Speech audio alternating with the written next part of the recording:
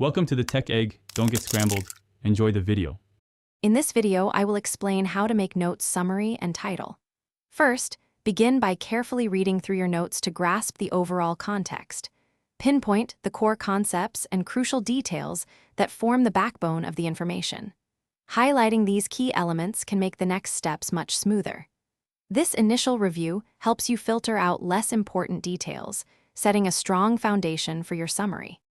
Now, let's craft your summary. Start by writing down the main points in your own words, avoiding direct copying. Focus on clarity and conciseness, ensuring each sentence adds value. A good rule of thumb is to aim for a summary that is about 1/4 to 1/3 the length of your original notes. This practice helps solidify your understanding and makes the information more digestible for future review. Next, we'll develop a clear and informative title. Your title should immediately convey the main topic of your notes. Keep it concise, ideally under 10 words, and use strong keywords that accurately describe the content.